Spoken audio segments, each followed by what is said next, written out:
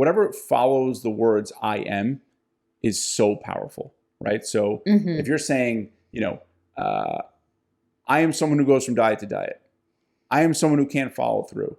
I am someone who is addicted to sweets. I am someone who, bails as soon as it gets uncomfortable. I am someone who hates to exercise. I am someone who would rather suffer in silence than ask for help. I am someone who can't lose weight no matter what. I am someone who isn't consistent. Those are pretty powerful statements, right? Yeah. Yep. You are who you say you are. Right. And, one of the most effective ways to change your behavior is to focus on your identity.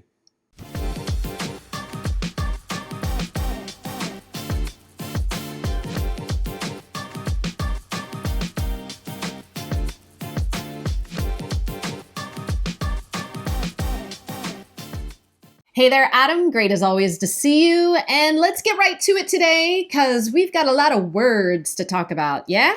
Yes, we do. I love words. Wordplay is so powerful. The words we use with ourselves and others, but especially ourselves, can rewire our brains. It's true. It's absolutely true. And if you're sitting there thinking, yeah, I've heard this all before, well, let's buy in, okay? Just buy in. Listen, you don't have to believe it, and I'll tell you why. We're first going to start with the science of it, though, right? Like, pretty sure it's relatively common knowledge nowadays that repetition is what creates neural pathways in the brain. Correct? Or what do you think, Adam? You are correct in that it does. I'm not sure if everyone knows that, but I also think that is such an empowering thought. Like, you do things a bunch of times over, it's going to create a groove in your brain. It's going to create the neural pathway. Yeah, exactly. And so if we think about the words we hear in our heads that we say to ourselves over and over again, then we're etching these neural pathways in our brains. And the reason this happens, right? This might be helpful to understand. The reason this happens is that it actually conserves energy. The brain can spare and conserve energy by creating these neural pathways because it gets slippery, more and more slippery, right? Like it goes from like a rutted pathway to like a super highway, right? It costs the brain less energy to create these pathways that it can just go again and again and again. So I think that's really interesting to know and understand as we venture into this topic about the words we constantly use with ourselves and how it impacts us. No doubt. I love that. And, it's just fascinating how, when we're little kids, as we all once were, we didn't have any of these beliefs, any of these recurring thoughts. We were a blank slate, right? And now, a lot of the time, very often, the words we've heard, the words that were spoken to us, that can have a lasting impact. But the beautiful part is we're also blank slate right now in that we could start using different words to change that. Yes. Yeah. I mean, kind of like going with that image, right? Like you think about a painting that maybe you did. Well, you can paint over it, right? Like you don't have to throw it in the trash. Just get some paint out, whitewash that sucker and start painting something new, right? Like brains are plastic, so they can change. You do have to be intentional about it, though. You have to choose to practice things. And, you mentioned when we were kids, we were kind of these blank slates. So it's really important to understand this point as well, because I run into this a lot when I'm coaching folks to change their thought patterns, the words they're saying to themselves. Sometimes they bump into it and they're like, I don't know if I believe that. Well, the good news is you don't have to believe it because your brain can't tell the difference, right? Like if you want to go outside and say to yourself, the sky is purple, and you say that enough, like your brain doesn't know whether or not you actually believe that, but eventually you will believe that, right? Like that will become the neural pathway your brain follows. And then voila, the sky is purple. And the reason I connect it back to like us being clean slates is when we're born, we don't have any beliefs, right? Those come from the neural pathways that get etched into our brains through influences in our environment, right? The words that people say to us, the environment we're in, the things we read, the things we're exposed to. So you don't have to believe something to start instigating change in the brain. Go ahead and say it anyway. That's so fascinating. It's also a little scary, right? Because you need to be careful with the things you choose to say to yourself, because they do become beliefs eventually. Totally. And I think with it goes without saying, but it's worth saying, we have to be very careful of what we say to children as well, because those words, they could echo in their brains for a long time. So of course we need to be careful with ourselves, our kids, and but I love that it is absolutely permeable and we can change it. And we're going to give you some tactics to implement right now, right away. So let's get to it. So first, I figured we'd do a versus exercise. We're going to do 2 words, one word versus the other, and we'll just go one by one. So my first example is I choose to versus I can't. Give us an example. Like, give us a specific example. Sure. I choose to eat fruit after dinner versus I can't eat ice cream after dinner. Okay. All right. So really playing the opposite end there, right? Yes. Okay. Here's another one. I want to versus I should. Yep. A lot of that going on. How many times has a client said to you, I should do something? Daily. Yeah. Daily. But the good news is, Adam, they catch themselves. They know if they're talking to me and say should, they'll catch themselves right in the moment and change it. Right, because you've obviously pointed out to them many times, you know, the word should elicits a obligatory feeling, right? Something that there's no agency, right? It's like something you have to do versus something you want to do, right? So very, very different feeling. Here's another one. I can't versus I don't. Okay. Yep. One feels caged. The other one feels like choice. Choice. Yes, exactly. Exactly. That agency is very powerful. Another one. Have to versus get to. Ooh, one of my favorites. Same. One of my favorites. And, you know, I use it all the time. You know, I say I get to exercise. I get to eat a certain type of food, but have to just elicits a very different response. And I think for some people, you know, they might roll their eyes at that one when it says like, yeah, sure, I get to work out, but maybe I'm lucky in that I grew up with a sick father, right? He had multiple sclerosis and I watched him deteriorate mentally and physically throughout the years. And I saw that he could not do a lot of the things that a lot of people do and take for granted, right? So there are many times where I feel lucky and grateful that I get to exercise because my father could not exercise even if he wanted to, even if he chose to or whatever, right? He just couldn't. And, you know, I think having that feeling of I get to exercise, I get to move is just very helpful compared to I have to. Yes. And it almost feels like a gift, right? Like if you think about like, I get to go on a trip or I'm getting presents for my birthday, right? Like when we get things, that feels like gifting. I don't know. I just was thinking of that, like listening to you say that over and over again. Get, gift. I don't know. It's good. It just gives you good feelings. Yeah. You know, and I think sometimes maybe, again, I'm fortunate that, you know, you when you see what can be taken away or, you know, like I think another thing, go to, you know, a nursing home, right? And you'll see a lot of people who wish they could do a lot of things that they can't, right? And, you know, that very quickly makes you feel grateful of all the things you get to do. All right, here's another one. Why is this happening to me versus why is this happening for me? Yeah. Yep. That one gets me right here in my throat. Anytime I think of that, I don't know what it is. I get it's a pill to swallow, right? Like to shift from victim to victor, like you like to say. Yep. It's right because then the onus is on you. Can I get something out of this situation? How can I turn this into power, empowerment?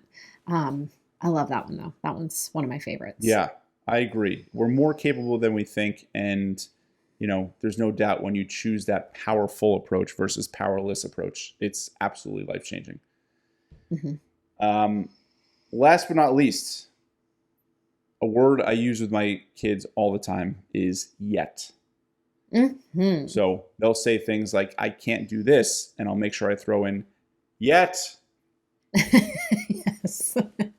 Yes. Exactly. All the time. Right. All the time. And I say that with my clients too, though. It's like, you can't do this yet. We're working there. We're getting there. Yeah. It's just skills building. It's just skills building. Right.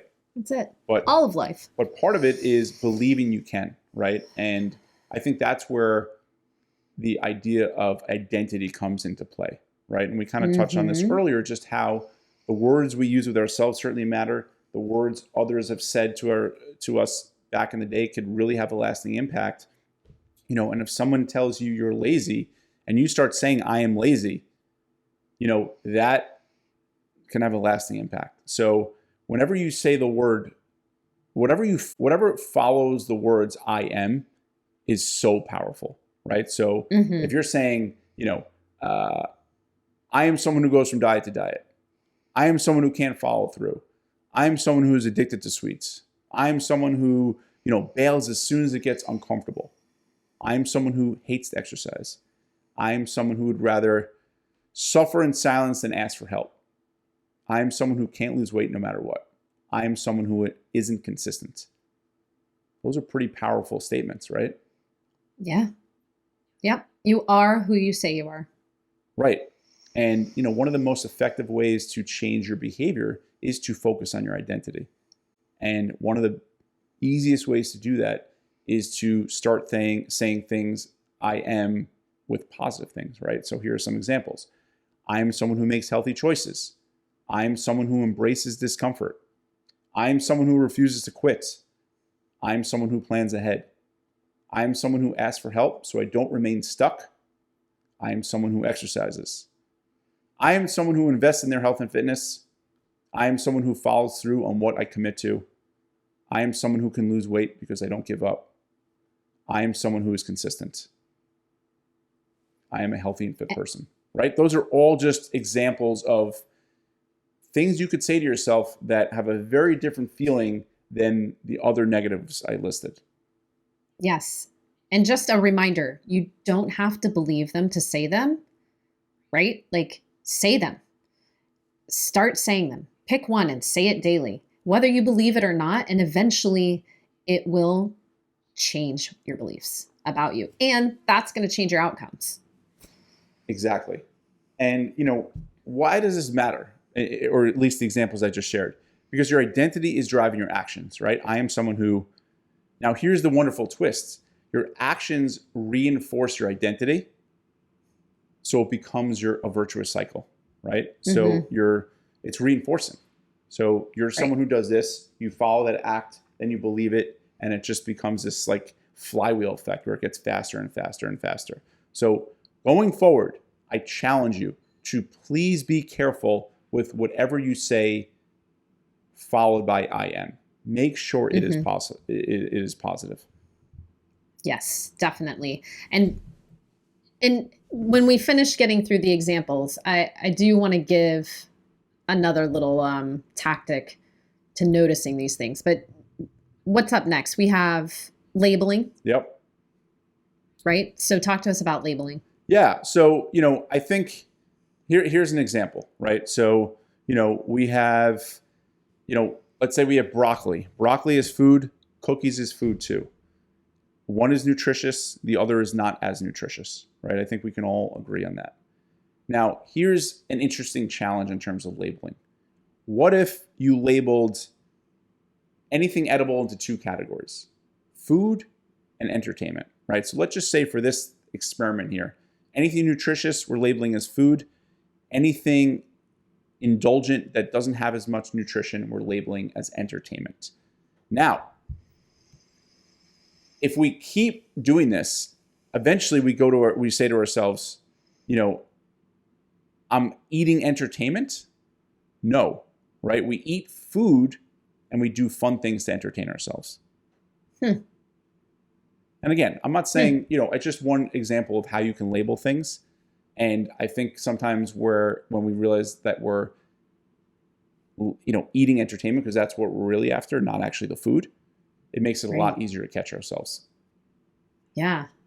That one's a different twist because that one has less to do with what you're telling yourself about yourself, but you're turning out and looking out at different things that we relate to. Exactly. So that really draws out the relationship component there. Right. I like that one. Right. Exactly. So, we eat food and we do fun things to entertain ourselves. I think that's the final, that's the goal there, right? And it helps you. Okay. Yeah, super helpful. And then you also wanted to talk about the order of words, word ordering, and how that can change perspectives.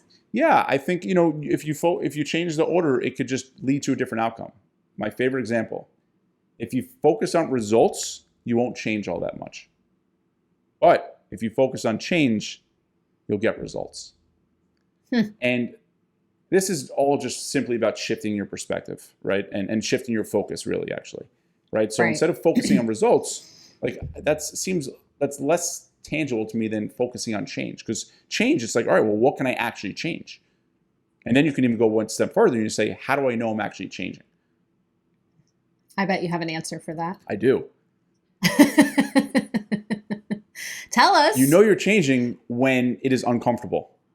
There you go. Because if you do what you've always done, it's going to feel comfortable by nature. And if you do something different by nature, it'll feel uncomfortable. And there's nothing wrong with that. It's just a label, but it lets us know that we're doing something different. It's a guide. It's a compass of sorts.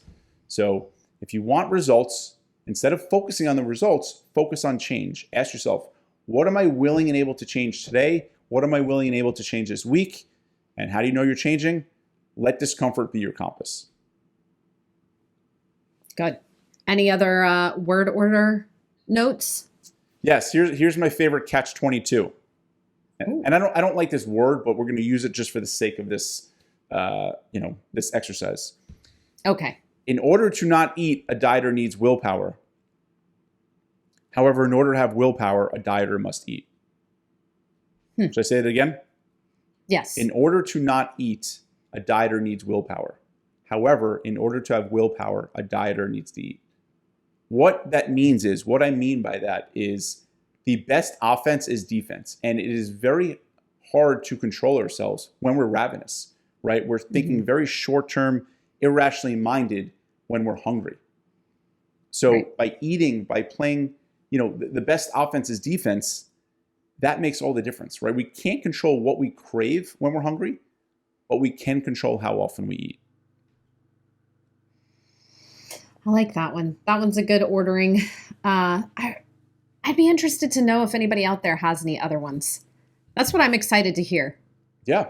I know we usually plug that at the end, but I'm putting it in here in case you quit on us early. Who quits on us early? No one quits. All right. So you've identified a lot of internal dialogue that many of us probably face on a daily basis. This patterning that we've grown up with or been conditioned to have that we could possibly want to change, right? In order to seek different outcomes, which it absolutely will. But I do know this, Adam, and I don't know if you've run into this. I sometimes have clients who struggle with, well, how do I know what I'm saying to myself? Right? Like, how do I know this is going to make any bit of difference? And something I came across when I was kind of doing some research for this is this pretty cool thing that even just being willing to step outside of yourself and start monitoring this or observing this, like witnessing these words, trying to figure out what the words are, causes a change in the firing of your neurons. Simply because it is something new that you have not done before. So take heart. If you're not sure if you're shoulding yourself or having to yourself or, saying you are something that you don't really want to be, just being willing to like step outside of yourself and observe or witness or try to listen, it's going to instigate change in your brain. So I thought that was pretty cool because I think that can be a really great kind of toehold in this work, especially for people who struggle with the concepts that, we're talking about, like the idea that they could be anything different than they've always been. Yeah. What I'm hearing you say is the key is awareness there. That's it. That's it. That is the magic juju. Yeah. That's it. That's fascinating. Yeah. It's Pretty cool. And I would say like that's something I witnessed time and again working with clients. Just the mere suggestion that somebody stops for a moment before they act and just like look around and take a moment, I start to see changes. Right. I see changes in behavior immediately. So it is powerful. Awareness is huge. Yeah. My favorite analogy when it comes to this stuff, when it comes to your thinking or metacognition, which is your thinking about thinking, is, you don't want to be the wave, you want to observe the wave, right? And if you're able to observe your thoughts, if you're able to observe how you're feeling, then you're halfway there. Yeah. Yeah. And you're changing neural pathways already, Right. which is pretty cool. Right. Like even just thinking about that, right? Like, oh, if I do something differently, like even try brushing your teeth with the opposite hand. You're creating a new neural pathway. Yep. Right? Like how powerful is that? Right. So I don't think we should be scared of this stuff. I think we should see it as like a really awesome ability. We're superheroes.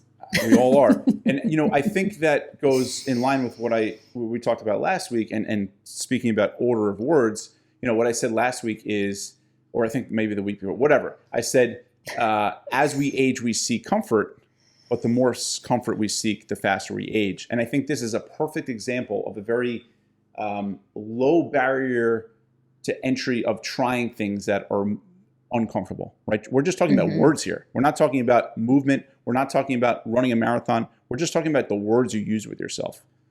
That's right. That's right. I mean, it costs nothing, really. Like just Nope. a moment in time to say, all right, I'm just going to say something different. I don't even have to believe this. Right. Very, very little effort is expended to do that. And I know some of you, I get it. This could feel hokey. This could be a kind of roll your eyes thing type of, segment or whatever you want to call it. But there is something so powerful about it. And to me, it's like having the Rocky soundtrack on your shoulder versus the devil on your shoulder. Like if you have someone pumping you up, if you have positive things going through your head, like why wouldn't you want that, right? There's no doubt the person who has that positive stuff that says, why not me versus why me? Like those are the types of things that make a big difference. They do. And we've talked about this before too. Like it's still change, right? It's still hard. And I think for some of us who've had a certain soundtrack in our heads or, have said and believed certain things about ourselves for a very long time and created a life out of that. I mean, it feels a little bit like a house of cards. Yeah. Move one and what's going to happen? Right. But it's great on the other side. It really is. Like, it's so amazing, but I get that too. It is tricky. It is really tricky. But listen, like we said, like this costs you nothing. We're not saying act differently. We're not saying make different choices. We're literally saying notice the words you say to yourself and try saying it differently. That's it. Yeah. It spurs this idea of the stories we tell ourselves and how, often change requires us letting go of the story we used to tell ourselves. And that's a very challenging thing to do. But before we go down that whole rabbit hole, let's finish with the wordplay. We'll touch on that another time. Sounds good. Yeah, but I think you have a lot of words to experiment with. Test drive it. See how it feels. Try some of these words, right? Try the I choose to versus I can't. The I want to versus I should. The I can't versus I don't. The have to versus get to. Try that. See how it feels, right? Why is this happening for me instead of to me? Adding the word yet. Rearranging how you look at things, right? Instead of focusing on results, you're focusing on change.